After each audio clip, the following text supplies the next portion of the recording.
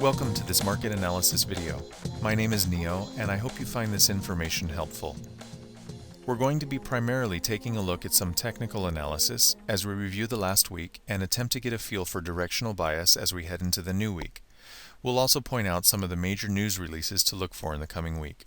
We're going to start by looking at the pound dollar on the daily time frame.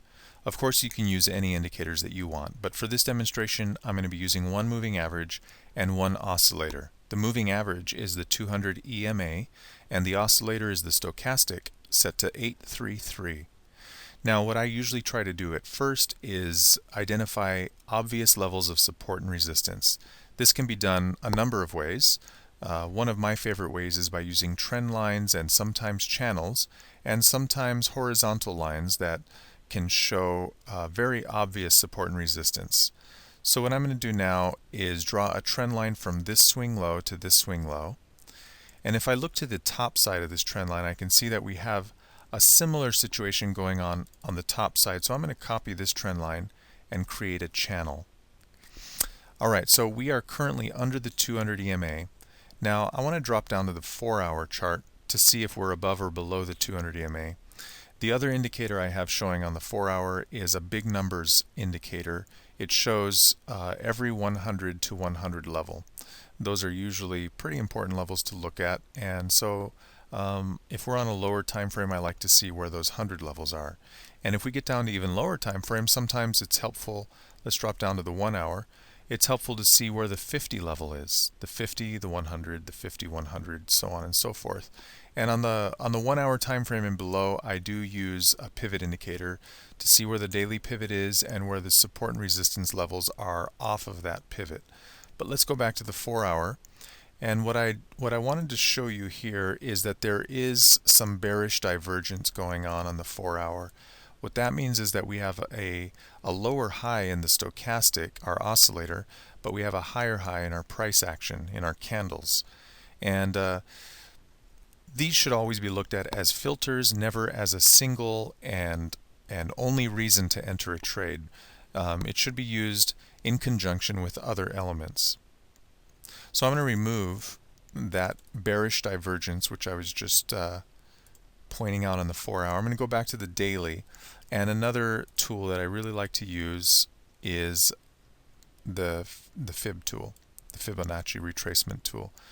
As you get used to these tools, sometimes you can kind of guess where price is just by looking at it without having to actually draw the tool. We can usually tell that we're around the 50% or maybe around the 61.8%. These two levels are very popular levels for reversals. So let's very quickly talk about where the pound dollar might head this coming week. Let's remove the Fibonacci tool and zoom in just a little bit.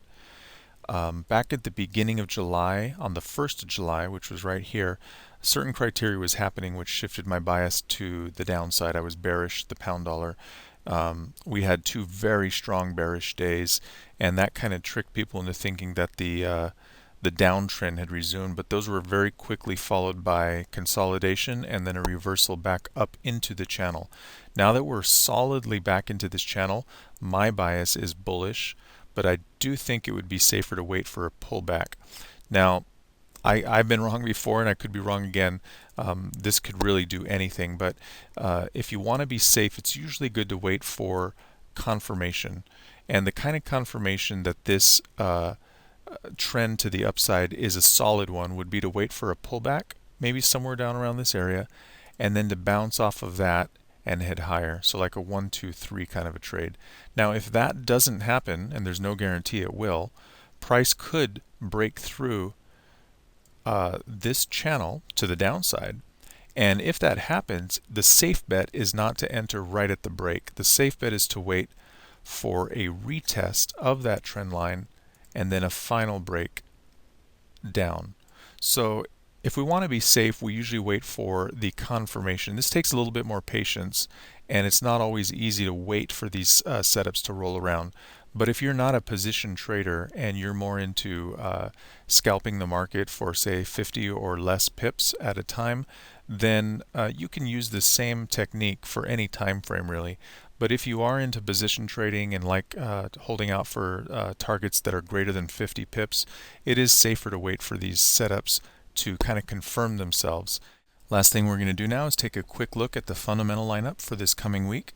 News releases are very important because it is the news, after all, that drives the market. So even if we don't trade the news, it's good to know when the news releases are coming and a general concept of what they are.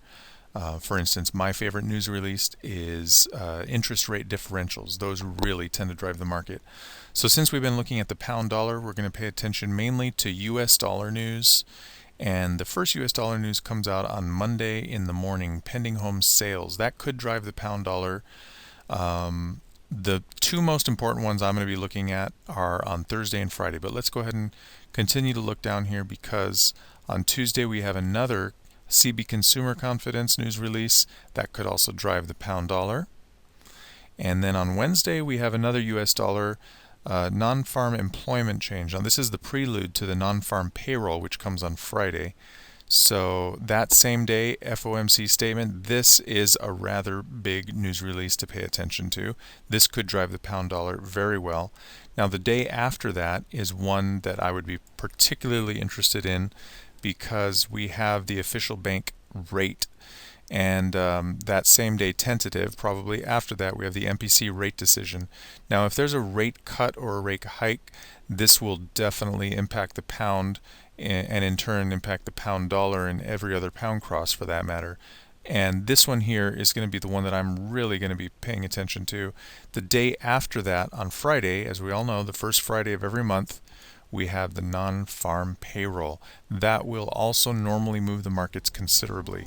So be aware of when the news comes out, and plan your trade and trade your plan. I hope this video was helpful. If you have any comments, please feel free to leave them, and I will look forward to seeing you next time.